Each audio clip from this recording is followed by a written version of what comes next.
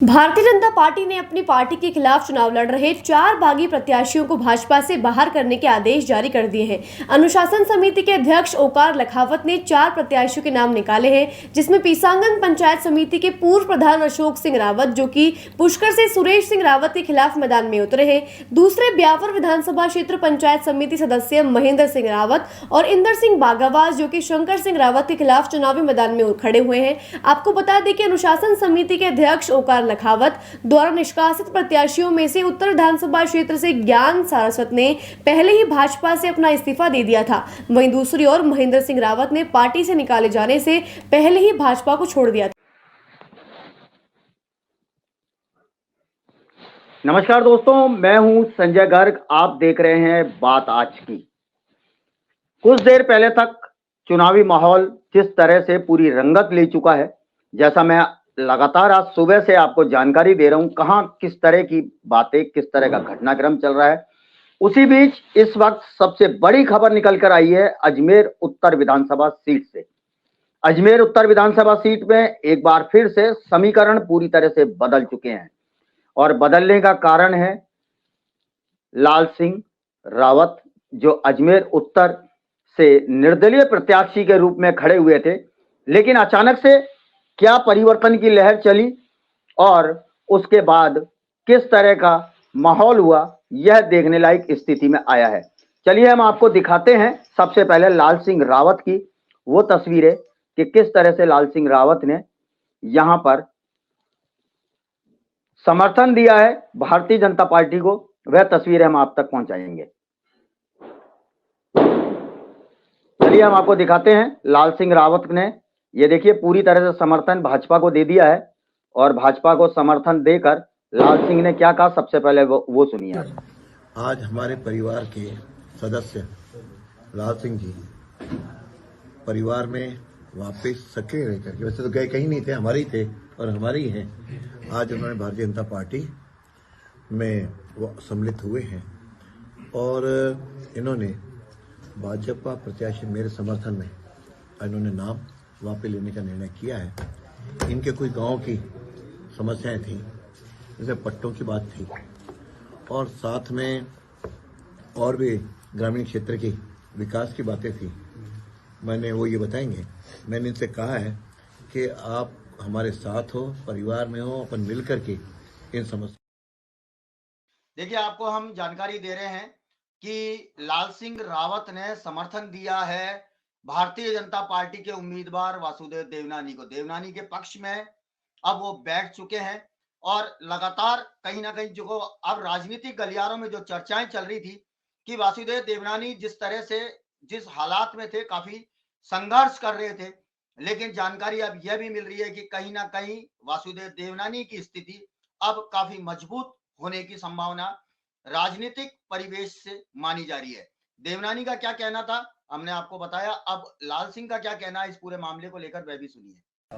क्या नाराजगी पहले आपकी चल रही थी जो चुनाव में आप खड़े हुए, और अब क्या नाराजगी दूर हुई? तो परिवार की नाराजगी थी, उस नाराजगी को चलते ग्राम पंचायत के कुछ विकास के काम थे, उसी को लेकर नाराजगी चल रही थी। आपस में परिवार के एक मेंबर के रूप में मैंने परिवार में बात करी, परिवार ने सहमति जताई और हम परिवार मिलके ही काम को आगे विकास के रूप में करेंगे, ऐसा भाई साहब ने आश्वासन दिया। और निश्चित रूप से भारतीय जनता पार्टी के राजस्थान में सरकार बनने जा रही है और सरकार बनते ही ऐसे विकास के जो काम रुके हुए हैं, जैसे आबादी को लेके कोटेश्वर महादेव जी का जो मंदिर का मामला चल रहा है, उनको लेकर निश्चित रूप से भाई साहब ने आश्वासन दिया है। और भारतीय जनता पार्टी के पदाधिकारी समझ बैठे हैं यहाँ पे, भाई साहब सुरेश जी भाई साहब बैठे हैं, रमेश खानी बैठे हैं और यहाँ के प्रभारी गहलोत साहब बैठे हैं। तो इनके आश्वासन दिया है कि ये कार्य को जैसे सरकार बनती है, निश्चित रूप से इस कार्य को पहले प्राथमिकता देके आपका कार्य करवाया जाएगा। और सनातन को देखते हुए मुझे भी काफ़ी समय से ऐसा लग रहा था कि भाई कहीं ना कहीं अपने एक निजी हित के चक्कर में कहीं कोई गलत ना हो जाए परिवार के साथ। तो हमने ये सारी चीज़ देखते हुए, सनातन धर्म को देखते हुए हम परिवार के अंदर एकजुटता करके इस जीत को और अच्छी तरीके से हम करवाएंगे। पुष्कर से भी अशोक रावत निर्दलीय के आरएलपी के साथ चले गए में पहले थे, ऐसे जो और निर्दलीय खड़े हुए उनके लिए कोई संदेश आपका? मैं तो संदेश उनके लिए यही देना चाहूँगा कि जिससे भारतीय जनता पार्टी है सनातन को लेके इतना आगे बढ़ाती है और सबको साथ लेके चलती है, तो मुझे नहीं लगता कि उन्होंने जो डिसीजन लिया वो सही लिया। उनसे भी आग्रह करूंगा और समाज से छत्तीसगढ़ उनसे निवेदन करूंगा कि ऐसे लोगों को समर्थन ना करें, और मेरी अपील है उनसे भी कि अपने परिवार में आए और परिवार के साथ आगे बढ़ाएं। तो सुना आपने लाल सिंह रावत, अजमेर के हाथीखेड़ा ग्राम पंचायत समिति के सरपंच, जो कल तक या ये बात करें हम शाम तक वासुदेव देवनानी पार्टी की रीति नीति से नाराज चल रहे थे। उन्होंने निर्दलीय ताल ठोकी थी, लेकिन अब उन्होंने भारतीय जनता पार्टी की सदस्यता ग्रहण करी है। हालांकि देवनानी ने इस पर खुशी जाहिर करी है, क्योंकि उनकी राह का सबसे बड़ा जो रोड़ा जीत में बन रहे थे वह लाल सिंह रावत बन रहे थे, और अब वह रोड़ा उन्होंने हटा दिया है। क्या इसका परिणाम क्या रहने वाला है यह 3 तारीख तय करेगी, लेकिन अब तक के जो समीकरण थे वह समीकरण पूरी तरह से बदल चुके हैं। इस पूरे मामले पर क्या कुछ कहना था वासुदेव देवनानी का, वह भी आपको एक बार सुनवाते हैं। आज हमारे परिवार के सदस्य लाल सिंह जी परिवार में वापस सक्रिय रह करके, वैसे तो गए कहीं नहीं थे, हमारे ही थे और हमारे ही हैं, आज उन्होंने भारतीय जनता पार्टी में वो सम्मिलित हुए हैं और इन्होंने भाजपा प्रत्याशी मेरे समर्थन में इन्होंने नाम वापस लेने का निर्णय किया है। इनके कोई गांव की समस्याएं थी, जैसे पट्टों की बात थी और साथ में और भी ग्रामीण क्षेत्र की विकास की बातें थी। मैंने वो ये बताएंगे, मैंने इनसे कहा है कि आप हमारे साथ हो, परिवार में हो, अपन मिल करके इन समस्याओं का निराकरण करेंगे। इनके कोटेश्वर मंदिर की भी बात थी, जिसके भी हमने समाधान निकाला है और मैं समझता हूँ समाधान निश्चित रूप से सही सकारात्मक ही होगा। तो इस प्रकार के 2-3 बातें थी जो इनसे हुई हैं और वो निश्चित रूप से हम इसका सरकार भाजपा की आएगी तो पट्टे जो इनके बाकी हैं उन पट्टों को भी अपन दिलवाएंगे और ग्रामीण क्षेत्र के जो आबादी विस्तार की कोई बातें हैं उसको भी सरकार आने पर हम पूरा करेंगे, ऐसा मुझे विश्वास है। इसलिए मैं इनका स्वागत करता हूँ, अभिनंदन करता हूँ। और आज मुझे प्रसन्नता है कि हमारे साथ जिला अध्यक्ष जी भी हैं, जिले के प्रभारी भी हैं और विशेष रूप से पुष्कर से हमारे भाजपा के विधायक और वर्तमान प्रत्याशी सुरेश जी का भी इसमें बहुत बड़ा योगदान रहा है, ये भी उपस्थित हैं। और हमारे जो मेरे चुनाव के जो आपने वासुदेव देवनानी को कहीं ना कहीं पुष्कर के जो वर्तमान में अभी विधायक हैं और इस वक्त उम्मीदवार भी हैं, सुरेश सिंह रावत की इसमें अहम भूमिका मानी जा रही है। यही वजह है उन्होंने आज लाल सिंह रावत को अब देवनानी जी के पक्ष में मतदान करने के लिए, लोगों को प्रेरित करने के लिए बैठा दिया है। यानी कहीं ना कहीं अब ज्ञानचंद सारस्वत, जिन्होंने भारतीय जनता पार्टी से बगावत करी है, या फिर बात करें महेंद्र सिंह रलावता, जो अपनी जीत को लेकर पूरी तरह से आश्वस्त थे, क्योंकि अजमेर उत्तर में वासुदेव देवनानी के खिलाफ उनके 2 सबसे बड़े सिपाही, जिसमें से एक ज्ञानचंद सारस्वत और दूसरा लाल सिंह रावत, बगावत करके खड़े थे। तो कहीं ना कहीं हम कह सकते हैं कि वहां पर महेंद्र सिंह रलावता अपनी जीत को निश्चित होकर मान रहे थे, लेकिन अब जिस तरह से लाल सिंह रावत ने अपना खुला समर्थन देवनानी को दिया है, इससे अब जीत की राह आसान नहीं है। यही वजह है कि अजमेर उत्तर के समीकरण अब पूरी तरह से बदल चुके हैं। हम वो तस्वीरें भी दिखाते हैं आपको कि जिस वक्त लाल सिंह रावत ने भारतीय जनता पार्टी की सदस्यता ग्रहण करते हुए देवनानी को समर्थन दिया है, वह तस्वीरें भी एक बार देखिए आप।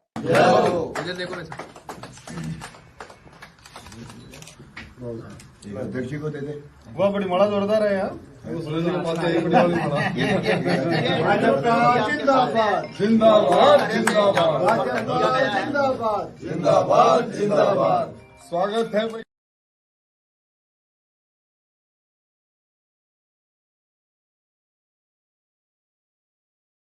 के बाद सीधे तौर पर उन्होंने कहा है कि कुछ मनमुटाव थे, विकास कार्य अधूरे थे, वासुदेव देवनानी के द्वारा पूरे नहीं किए गए थे। यही वजह रही कि लाल सिंह रावत ने भी निर्दलीय ताल ठोकी थी।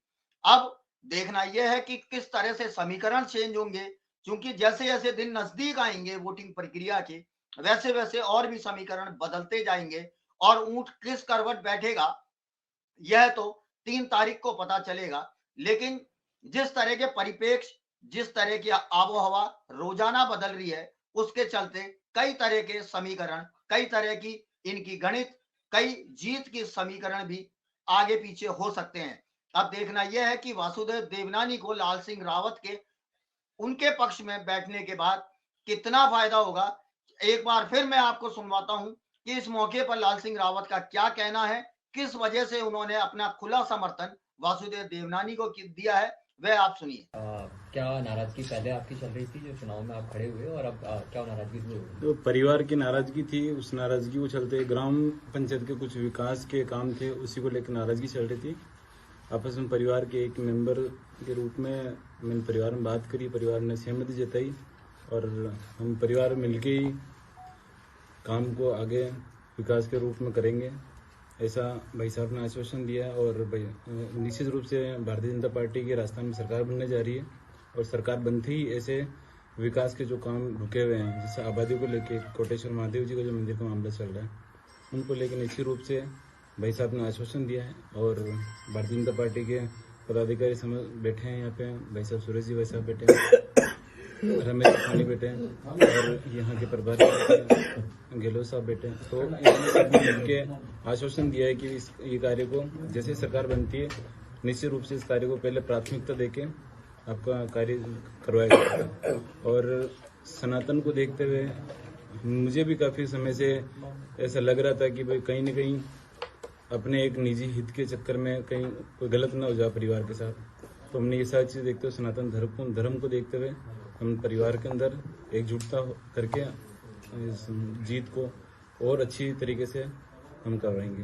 पुष्कर सिंह अशोक रावत निर्दलीय के आरएलपी के साथ चलेगा में पहले थे, ऐसे जो और निर्दलीय खड़े हुए उनके लिए कोई संदेश आपका? मैं तो संदेश उनके लिए यही देना चाहूँगा कि जिससे भारतीय जनता पार्टी है सनातन को लेके इतना आगे बढ़ाती है और सबको साथ लेके चलती है, तो मुझे नहीं लगता है कि उन्होंने जो डिसीजन लिया वो सही लिया। उनसे भी आग्रह करूंगा और समाज से छत्तीसगढ़ को उनसे निवेदन करूंगा कि ऐसे लोगों को समर्थन ना करें और मेरी अपील है उनसे भी कि अपने परिवार में आए, परिवार के साथ आगे बढ़ाएं। सुना आपने सरपंच लाल सिंह रावत जी को कि किस तरह से वह खुला समर्थन अब वासुदेव देवनानी के लिए मांग रहे हैं। कल तक जो उनकी खिलाफत कर रहे थे, आज उनके पक्ष में आम जनता को मतदान करने की अपील कर रहे हैं। शायद यही वो समीकरण है, यही वो गणित है, जोड़ तोड़ की राजनीति है जो आने वाली 25 तारीख तक लगातार चलती रहेगी। भले ही नामांकन वापस लेने की प्रक्रिया 9 तारीख को पूरी हो गई, लेकिन अभी 25 तारीख तक का दिन बाकी है। इस तरह की जोड़ तोड़ की गणित, जोड़ तोड़ की राजनीति लगातार चलती रहेगी। कौन किसके पक्ष में बैठकर कौन किसके लिए वोट मांगेगा, यह 25 तारीख तक स्थिति स्पष्ट होगी। लेकिन कहीं ना कहीं हम कह सकते हैं कि आज लाल सिंह रावत के बैठने के बाद अजमेर उत्तर के समीकरण जो शाम तक कुछ अलग नजर आ रहे थे, अब आज के बाद कुछ अलग दिशा की ओर बहने लगेंगे और इसका सीधा फायदा भारतीय जनता पार्टी के उम्मीदवार वासुदेव देवनानी को मिलना है। कितनी खुशी की बात है, यह वासुदेव देवनानी के मुंह से आप खुद सुनिए। आज हमारे परिवार के सदस्य लाल सिंह जी परिवार में वापस सक्रिय रह करके, वैसे तो गए कहीं नहीं थे, हमारे ही थे और हमारे ही हैं। आज उन्होंने भारतीय जनता पार्टी में वो सम्मिलित हुए हैं और इन्होंने भाजपा प्रत्याशी मेरे समर्थन में इन्होंने नाम वापस लेने का निर्णय किया है। इनके कोई गांव की समस्याएं थी, जैसे पट्टों की बात थी और साथ में और भी ग्रामीण क्षेत्र की विकास की बातें थी। मैंने वो ये बताएंगे, मैंने इनसे कहा है कि आप हमारे साथ हो, परिवार में हो, अपन मिल करके इन समस्याओं का निराकरण करेंगे। इनके कोटेश्वर मंदिर की भी बात थी, जिसके भी हमने समाधान निकाला है और मैं समझता हूँ समाधान निश्चित रूप से सही सकारात्मक ही होगा। तो इस प्रकार के 2-3 बातें थी जो इनसे हुई हैं और वो निश्चित रूप से हम इसका सरकार भाजपा की आएगी तो पट्टे जो इनके बाकी हैं उन पट्टों को भी अपन दिलवाएंगे और ग्रामीण क्षेत्र के जो आबादी विस्तार की कोई बातें हैं उसको भी सरकार आने पर हम पूरा करेंगे, ऐसा मुझे विश्वास है। इसलिए मैं इनका सुना आपने वासुदेव देवनानी ने किस तरह से आश्वासन दिया है कि सरकार आने के बाद लोगों को पट्टे दिलवाए जाएंगे। ग्रामीण क्षेत्र में जो विकास कार्य अब तक नहीं किए गए हैं उन विकास कार्यों को करवाया जाएगा। कोटेश्वर महादेव क्षेत्र का संपूर्ण विकास कार्य भी कराया जाएगा। लेकिन सरकार आने के बाद क्या वाकई में भाजपा की सरकार आएगी या फिर एक बार फिर से वासुदेव देवनानी के द्वारा किए गए वादे केवल वादे बनकर रह जाएंगे, यह देखने वाली बात होगी। जो दर्शक मेरे साथ लगातार बन रहे हैं एक बार कमेंट्स करके जरूर बताएं मेरे को। आप सीधा संवाद मेरे से कर सकते हैं कि जिस तरह से आज यह घटनाक्रम शाम होते होते सामने आया है उस घटनाक्रम के बारे में आप लोगों का क्या कहना है, कमेंट्स जरूर करें।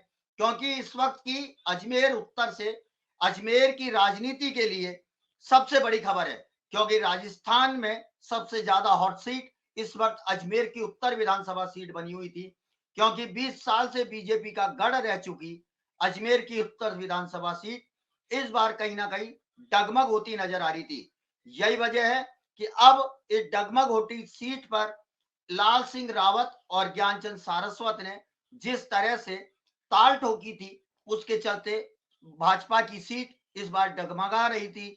लेकिन लाल सिंह रावत के समर्थन देने के बाद क्या वाकई में डगमग होती सीट को थोड़ा संबल प्राप्त हुआ है या नहीं, आप कमेंट्स करके मेरे को जरूर बताएं दोस्तों।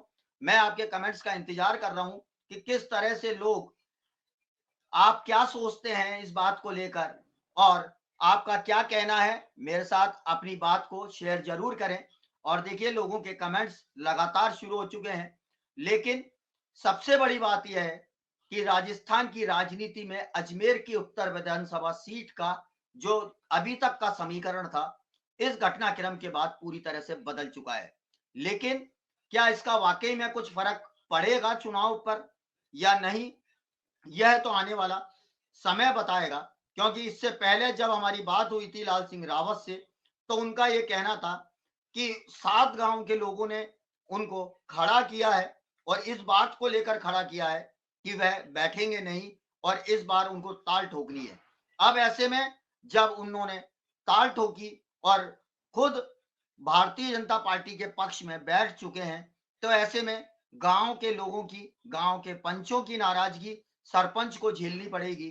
तो उसके लिए भी अब लाल सिंह रावत क्या करेंगे यह तो आने वाला समय बताएगा।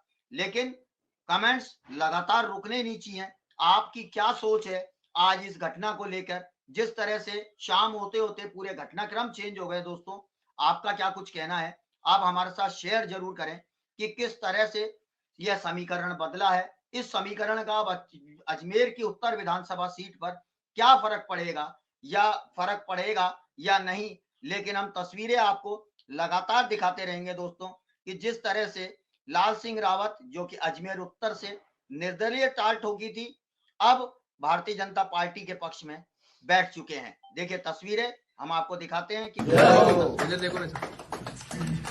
ये देखिए ये उस वक्त की तस्वीरें हैं जब लाल सिंह रावत ने भारतीय जनता पार्टी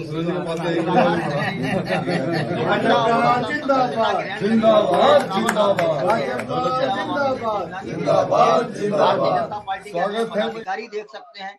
कहीं ना कहीं बीजेपी के लिए बड़ी और अहम खबर है, उनके लिए यह खुशी की लहर भी है कि आज जो लाल सिंह रावत है उन्होंने भारतीय जनता पार्टी का साथ देना स्वीकार किया है। यह लोगों के कमेंट्स आपकी टीवी स्क्रीन पर दोस्तों लगातार हम दिखा रहे हैं कि किस तरह से लाल सिंह रावत ने अचानक से अपना मन बदला और भारतीय जनता पार्टी को समर्थन दिया।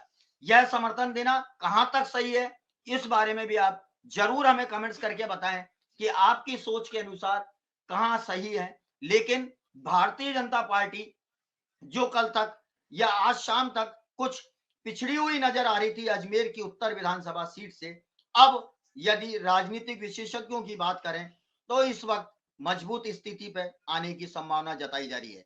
लाल सिंह रावत का क्या कहना था, किस कारण से उनकी नाराजगी थी और अब किस कारण से उन्होंने वापस से भारतीय जनता पार्टी का साथ दिया है, वह भी सुनिए एक बार। क्या नाराजगी पहले आपकी चल रही थी जो चुनाव में आप खड़े हुए और अब क्या नाराजगी दूर हो गई? तो परिवार की नाराजगी थी, उस नाराजगी को चलते ग्राम पंचायत के कुछ विकास के काम थे, उसी को लेकर नाराजगी चल रही थी।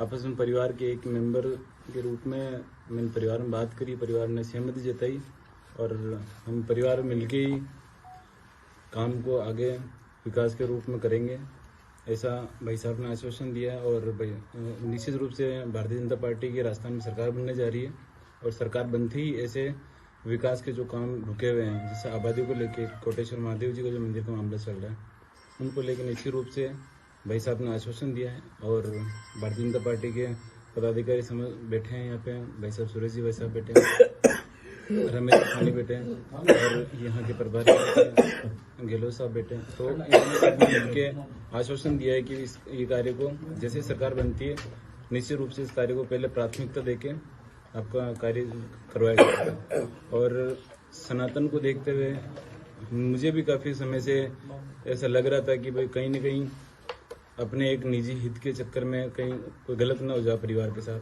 तो हमने ये सारी चीज़ देखते हुए सनातन धर्म को देखते हुए हम परिवार के अंदर एकजुटता करके इस जीत को और अच्छी तरीके से हम करवाएंगे। पुष्कर सिंह के अशोक रावत निर्दलीय के सुना आपने लाल सिंह रावत का क्या कहना था। विकास के मुद्दों पर उन्होंने नाराजगी व्यक्त करी थी और इसी कारण से वो खड़े हुए थे और अब आश्वासन के बाद वह बैठ गए हैं। लेकिन क्या आश्वासन से उनका काम होगा?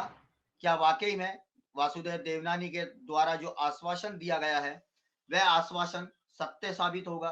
क्या राजस्थान में भाजपा की सरकार बनेगी और बनेगी तो उसके बाद क्या लाल सिंह रावत को जो आश्वासन दिया गया है वह आश्वासन पूरा होगा?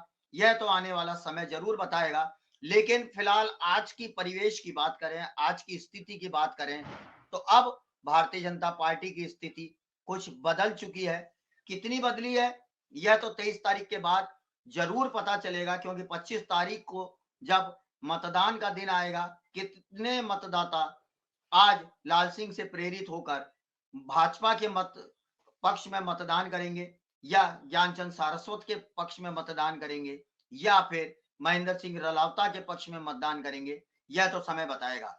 लेकिन इतना जरूर है दोस्तों कि जिस तरह से अचानक से ये राजनीतिक गणित बिगड़ी है या बीजेपी के पक्ष में सुधरी है, कहीं ना कहीं राजनीतिक विशेषज्ञों ने इस चीज की शायद कल्पना भी नहीं करी थी कि अचानक से कुछ इस तरह का होगा। लेकिन लाल सिंह रावत के भारतीय जनता पार्टी के पक्ष में बैठने से बीजेपी की स्थिति में काफी ज्यादा सुधार हुआ है और सुधार का परिणाम क्या होगा यह तो आने वाली 3 तारीख को पता चलेगा। और यह पता चलेगा कि अब अजमेर उत्तर विधानसभा सीट पर किसका परचम लहराएगा। चलिए दोस्तों, फिलहाल बात आज की में अभी की इस बड़ी खबर में बस इतना ही। और लगातार बड़ी खबरों के लिए, चुनाव की नई नई अपडेट सबसे पहले जानने के लिए जिन भी दोस्तों ने अभी तक बात आज की के पेज को फॉलो नहीं किया है या अभी तक सब्सक्राइब नहीं किया है तो सब्सक्राइब जरूर कर लें और लाइक करके इस वीडियो को शेयर जरूर कर दें, ज्यादा से ज्यादा लोगों तक बता दें कि अब एकदम से शाम होते होते राजनीतिक गणित में, राजनीति में थोड़ा भूचाल आया है और भूचाल के चलते भारतीय जनता पार्टी अजमेर उत्तर में थोड़ी मजबूत स्थिति में फिलहाल आई है। और आप देखते रहिए नई खबरों के लिए दोस्तों। बात आज की और मुझे दीजिए इजाजत। नमस्कार।